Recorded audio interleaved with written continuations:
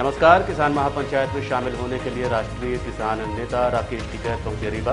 अज्ञात कारणों के चलते लकड़ी की टाल में लगी आग। कांग्रेस प्रवक्ता की गिरफ्तारी को लेकर एनएसयूआई के कार्यकर्ताओं ने प्रधानमंत्री नरेंद्र मोदी का फूका पुतला और 1 मार्च से होने वाले माध्यमिक शिक्षा मंडल की बोर्ड परीक्षाओं को लेकर तैयारियां शुरू। इन खबरों को आगे हम विस्तार से देखेंगे। मध्य प्रदेश के रीवा में राष्ट्रीय किसान नेता राकेश टिकैत रीवा पहुंचे। रीवा के कलेक्ट्रेट कार्यालय के सामने महीना भर से चल रहे बसोर समाज के धरने पर पहुंचकर लोगों से मुलाकात की। आज गुढ़ में होने जा रहे किसान सम्मेलन में पहुंचने से पहले राकेश टिकैत रीवा पहुंचे। रीवा में कलेक्ट्रेट कार्यालय के सामने लगभग महीने भर से चल रहे बसोर समाज के धरने में पहुंच के राकेश टिकैत ने धरने में बैठे लोगों से मुलाकात की। इस दौरान मीडिया से बात करते हुए राष्ट्रीय किसान नेता राकेश टिकैत ने बताया, अब किसान आंदोलन करने को मजबूर हैं।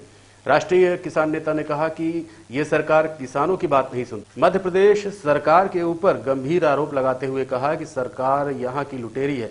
1 रुपए भी सरकार किसानों को मुआवजा नहीं दे रही है। देखो, इसकी जानकारी पहले भी थी और यहाँ के लोग मिले थे, उन्हें ये पता था और ये संयुक्त मोर्चे में इसकी जानकारी है। सरकारों को इसमें चिट्ठी लिखेंगे भी। सरकारों को पहले भी कहा, यहाँ से हर रोज रिपोर्ट जाती है अधिकारियों के पास में। इनका मुआवजा मिलना चाहिए। अगर कोई बीमारी आई है और उसका जो इनके जानवर थे वो सरकार न मारे तो उनको मुआवजा दे दो। किसानों को जो ये मजदूर है मिलना चाहिए इनको कोई खेती बाड़ी वो तो है नहीं। इनका यही काम था और ये पॉलिसी देश में है भी।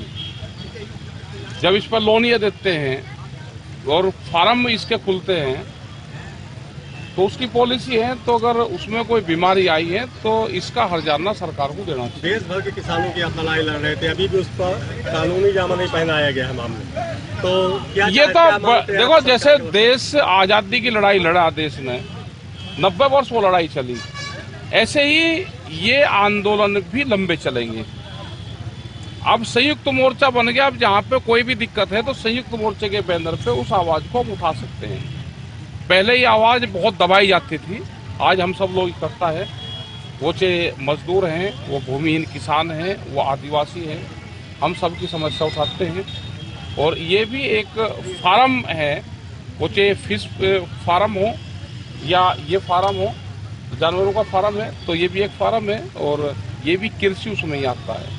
इनका नुकसान हुआ, सरकार को इसका देना चाहिए और हम इसकी जोर शोर से आवाज फिर उठाएंगे। आज महापंचायत का आयोजन किया जा रहा है, क्या संदेश देंगे किसानों को? हमारा ये है कि एमएसपी गारंटी कानून देश में बने। जो किसानों की जमीन जा रही है, अभी बहुत स्पीड से किसानों की जमीन नीलाम होगी। जैसे सरकारें कर्जा बढ़ाएगी, कर्जा बढ़ेगा, उसकी जमीन गिरवी रखी जाएगी। कर्जा पटेगा नहीं, फसलों के रेट है नहीं, तो उसकी जमीन नीलाम होगी। ये प्रक्रिया पूरे देश में चल रही और इनका 2047 तक जब देश 100वां वर्ष मना रहा होगा, उस टाइम तक बड़े व्यापारी और सरकार और बैंक इनके पास में देश की 60 से 70% जमीन चली जाएगी अगर देश में आंदोलन नहीं होगा। आने वाला आंदोलन देश में जमीन बचाने का आंदोलन होगा। फसलों के रेट कम और जमीनों के रेट ज्यादा। ये एक बहुत बड़ा साजिश रची जा रही कि लोग जमीन बेच कर अपना गुजारा करें, लोन ले, जमीन बेचे। और बड़े बड़े जो बैंक हैं ये लैंड बैंक बन रहे हैं अब देश में। बड़ी बड़ी कंपनियां केसीसी जिन बैंकों से किसानों ने उठा रखा, पूरे के पूरे जिले के जिले ले रहे हैं और वो बैंक से रिकवर करने का अधिकार वे ले रहे, प्राइवेट कंपनी को दे रहे। बहुत स्पीड से किसानों की जमीन नीलाम होगी, आत्महत्याओं की दर किसानों की बढ़ेगी। बैंक का पैसा सरकार के चहेतों के पास अभी चला गया और अभी भी और जाएगा। देश को और गरीब करना है, इसको रोकने के लिए क्या प्रयास? अज्ञात कारणों के चलते लकड़ी के गोदाम में लगी आग। लाखों की इमारती लकड़ी के साथ बने सामान जलकर हुए राख। बीती रात अचानक ढेकहा स्थित बीज गोदाम के पास संचालित टाल में भयानक आग भड़क उठी। घटना की जानकारी लगते ही पड़ोसियों ने टाल संचालक को सूचना दी। साथ ही पुलिस और फायर ब्रिगेड को बुलाया गया। मौके पर पहुंचे अमले ने बड़ी मशक्कत के बाद आग पर काबू पाया। टाल संचालक ने बताया कि 5 लाख से अधिक कीमती लकड़ी और बने सामान जलकर राख हो गए हैं। संचालक जयभान सिंह की माने तो रात करीब 2 बजे के आसपास आगजनी की घटना हुई है। आग किन कारणों से लगी इसका अभी तक पता नहीं चला है। ये अपने को 2 बजे सूचना मिली कि आपकी टाल में आग लग गई है।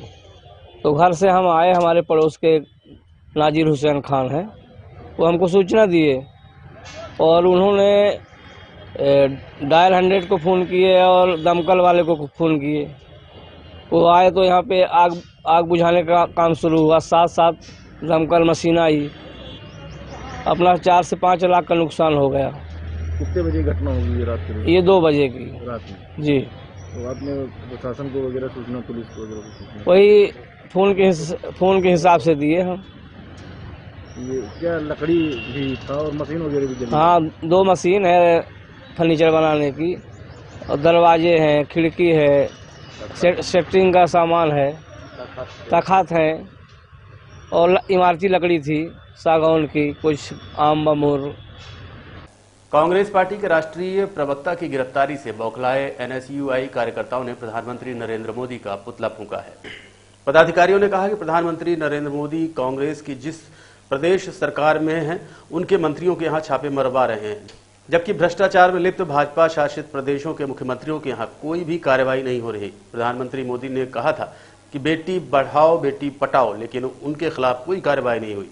लेकिन कांग्रेस के राष्ट्रीय प्रवक्ता पवन खेड़ा के खिलाफ राजनीतिक द्वेष के चलते कार्रवाई की गई है। आज हम लोग भारतीय राष्ट्रीय छात्र संगठन एनएसयूआई के छात्र नेताओं के साथ आज हम लोग देश के प्रधानमंत्री नरेंद्र मोदी जी का पुतला दहन किया है। अभी वर्तमान में एक घटना हुई है, पवन खेड़ा जी हमारे कांग्रेस के नेता हैं, राष्ट्रीय नेता, वो आज छत्तीसगढ़ में अधिवेशन होना है कांग्रेस का, उसके लिए आ रहे थे। तो भारतीय जनता पार्टी जो तानाशाह की सरकार है, वो हमारे नेता को गिरफ्तार करती है, बीच में जहाज को रोककर उनको गिरफ्तार कर 2 घंटे सड़क में बैठाती है।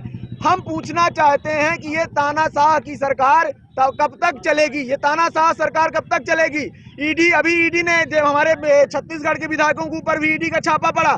जब ये अधिवेशन सफल ना हो, इसके लिए इन्होंने अधिवेशन सफल ना हो, इसके लिए ये लोग जबरदस्ती का दबाव बनाकर कांग्रेस के विधायकों एवं मंत्रियों, मुख्यमंत्रियों के ऊपर दबाव बना रहे हैं कि अधिवेशन सफल ना हो। हम बताना चाहते हैं कि हमारे देश के नेता राहुल गांधी जी के नेतृत्व में हम लोग ये तानाशाह सरकार के खिलाफ लड़ने के लिए तैयार हैं। हम कहना चाहते हैं कि ये तानाशाही रवैया अपनाना बंद करे भारतीय जनता पार्टी। हम लोग कहते हैं कि जब जब मोदी डरता है, पुलिस को आगे करता है। ये तानाशाह सरकार को होश में लाने के लिए हम लोगों ने आज पुतला दहन किया है और आगे अगर इसी तरह होता रहा तो हम उग्र आंदोलन भी करेंगे।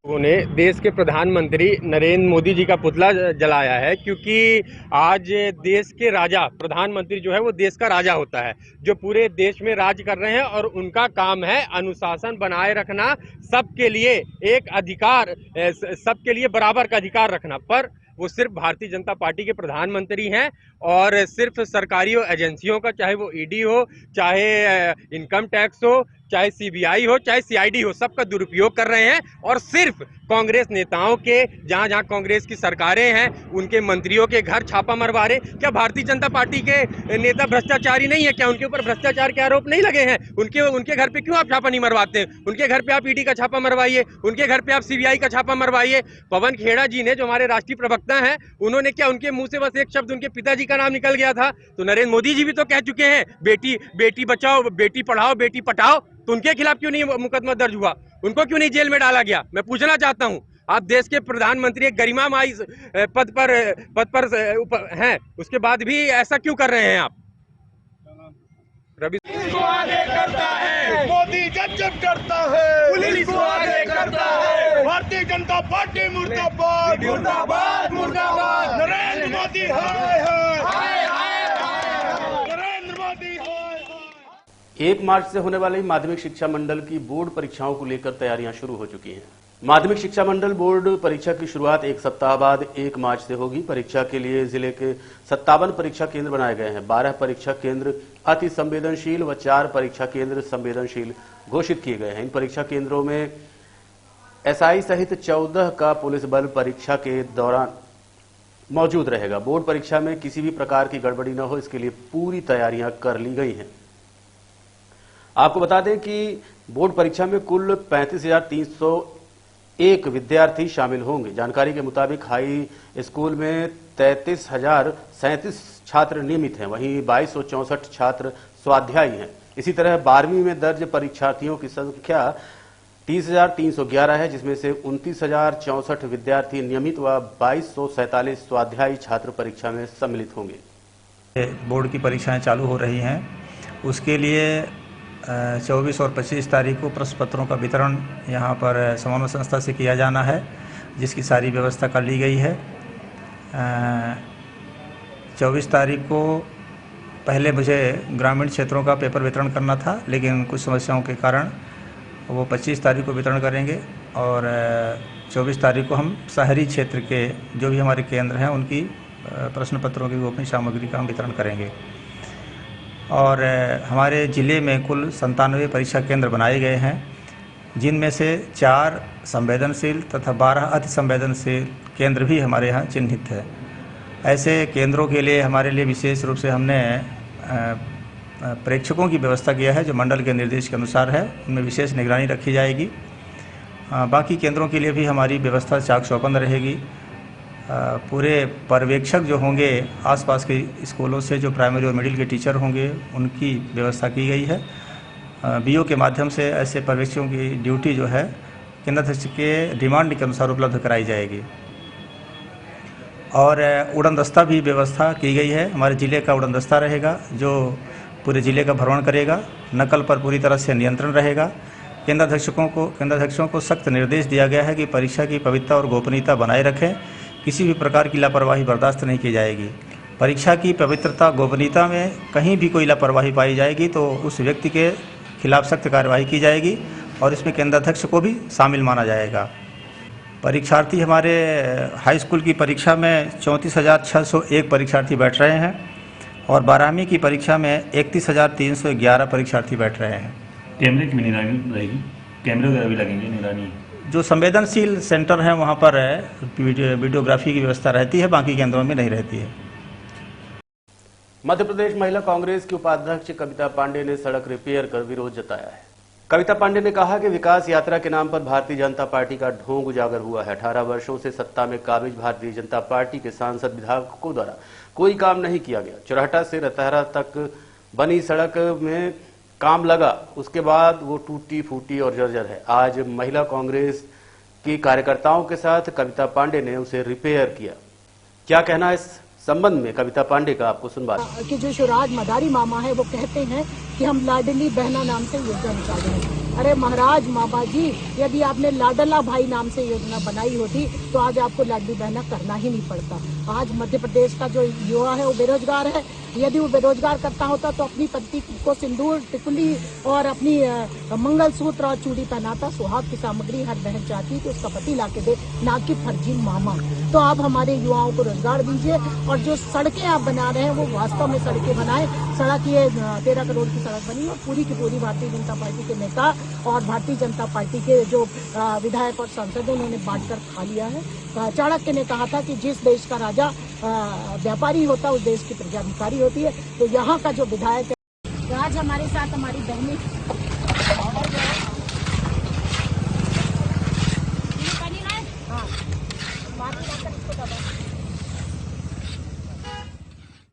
भारतीय किसान यूनियन के राष्ट्रीय प्रवक्ता नेता राकेश टिकैत किसानों की समस्याओं को लेकर भारतीय किसान यूनियन द्वारा रीवा जिले के गुढ़ तहसील में आयोजित किसान महापंचायत में शामिल हुए। महापंचायत को संबोधित करते हुए किसान नेता राकेश टिकैत ने कहा कि एमएसपी को लेकर देश में शीघ्र आंदोलन होगा। 20 मार्च को दिल्ली संसद पर संयुक्त किसान मोर्चा की बड़ी किसान महापंचायत आगामी आंदोलन के लिए बनेगी और वहीं रणनीति बनाई जाएगी, क्योंकि काले कानून बनाने वाले अभी भी जिंदा हैं। इनका कोई भरोसा नहीं है कब किसान की खेती पर हमला कर दे। भारत सरकार किसानों की समस्याओं पर बात करने के लिए तैयार नहीं है। वो मोर्चे के तोड़ने की साजिश करती रहती है, कहीं जातिवाद, कहीं सरकारी किसान संगठन बनाकर, कहीं धर्म के नाम पर तो कहीं झगड़े के नाम पर तोड़ने पर आमादा रहती है। रीवा के अंदर 5 माह से जारी सुअर पशुपालकों के आंदोलन की लड़ाई भी लड़ेंगे। रीवा में रेलवे किसानों, हवाई अड्डा किसानों, आवारा पशुओं की समस्या, सोलर प्लांट मुद्दे पर जो भी किसानों की मांगे हैं उनका हम समर्थन करते हैं। किसान की जमीन बचाने पूरे देश के अंदर भारतीय किसान यूनियन एवं संयुक्त किसान मोर्चा लड़ाई लड़ेगा। पूरा देश तैयार है। एमएसपी पे एक बड़ा आंदोलन देश में फिर होगा। आंदोलन कहां होगा वो बताएंगे। 20 मार्च को दिल्ली के अंदर एक बड़ी पंचायत 20 मार्च को होगी।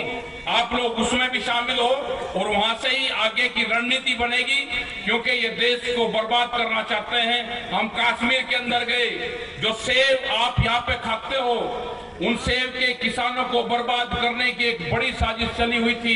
अगर वो कश्मीर की वैली हमारी खत्म होगी, वहां का किसान खत्म होगा, तो यहाँ को 500 रुपया किलो भी आपको सेब नहीं मिलेगा। उनका 2000 करोड़ रुपए का अकेले कश्मीर के किसान का नुकसान करा, सेब के किसान का। उनके 18 दिन तक भरे हुए ट्रक बॉर्डर पे खड़े कर रखे, वे पूरे ट्रक उनके सड़े, उन्हें वाकई इनको फेंकने का काम करा। हमारी टीम कश्मीर के अंदर गई, उन किसानों से बातचीत करी और उनको आंदोलन के लिए तैयार करा। हमारा पूरा देश में हर स्टेट में युवा बेरोजगार हुआ है। जो भारत सरकार ने कहा था कि हम 2 करोड़ लोग को रोजगार देंगे हर साल, उस योजना पे फेल सरकार हुई। जब 15 लाख रुपए देने की बात आई तो सबके खाते खुलवाए गए। आज 15 लाख रुपए की बात नहीं हुई, आज 5 किलो अनाज पे हमको लेकर आ गए हैं और बहस हो रही है कि 5 किलो अनाज मिलेगा या नहीं मिलेगा, 5 किलो अनाज मिलेगा या नहीं मिलेगा। 15 लाख पे बहस होनी चाहिए। ये जिस तरह के हमारे जो जानवर पालने वाले लोग थे यहाँ पे, जो आंदोलनरत है, उनके जानवरों को मारने का काम सरकार ने किया। कोई बीमारी आई तो उसकी रोकथाम की जिम्मेदारी सरकार की थी। अगर सरकार ने उनके पशुओं को, जानवरों को मारा तो उसका मुआवजा भी सरकार को देना चाहिए। हम इस आंदोलन के साथ में हैं, जहां जहां पे भी आंदोलन चलेंगे। देखते रहिए रीवा 24 न्यूज। मिलते हैं छोटे से ब्रेक के बाद। हड्डी जोड़ एवं रीढ़ रोग तथा स्त्री रोग एवं प्रसूति रोग का इलाज एक ही छत के नीचे। विघ्नहर्ता hospital and trauma centre, hotel landmark के पास, रतहरा, रीवा। डॉक्टर संतोष सोनी, पूर्व चिकित्सक, बॉम्बे हॉस्पिटल, मुंबई।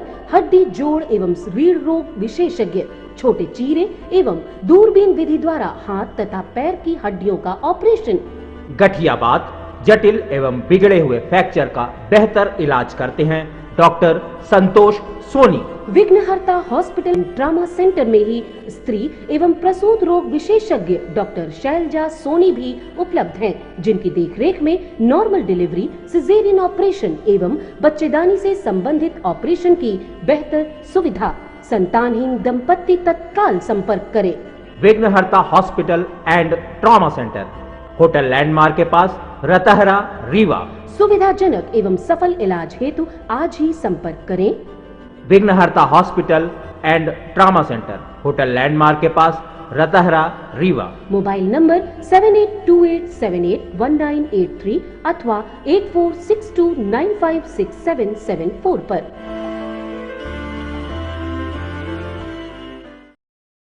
विप्र सेवा फाउंडेशन ने एक बार फिर मानवता की मिसाल पेश करते हुए कन्या के विवाह में सहयोग कर विवाह संपन्न कराया है।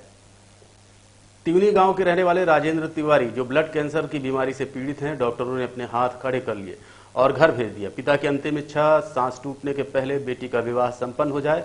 परिवार वालों ने आनन फानन में रीवा लखौरी बाग में 23 फरवरी को रिश्ता तय किया, लेकिन सबसे बड़ी आर्थिक समस्या थी। बीमारी के चलते पहले से ही परिवार आर्थिक तंगी से जूझ रहा था। स्थिति दयनीय थी। तब परिवार के सदस्यों ने विप्र सेवा फाउंडेशन के चेयरमैन राजीव शुक्ला से संपर्क किया और मदद के लिए आग्रह किया। राजीव शुक्ला ने कहा कि पिता की अंतिम इच्छा जरूर पूर्ण करने का प्रयास करेंगे। आप लोग विवाह की तैयारी करें। सहयोग के तौर पर ज्वेलरी, फर्नीचर में सोफा, डबल बेड, अलमारी, dressing table, cooler, gas cylinder, चूल्हा, बर्तन, खाद्य सामग्री, कपड़े, श्रृंगार का सामान्य व अन्य सामग्री का सहयोग कर विवाह संपन्न कराया गया।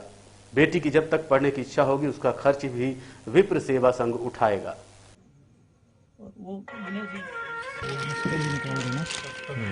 फिर उसके बाद जाने के बाहर नंबर आया।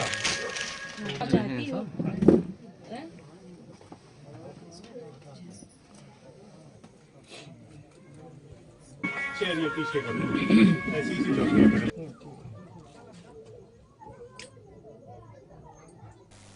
आज के अंक में इतना ही। देखते रहिए रीवा 24 न्यूज। नमस्कार।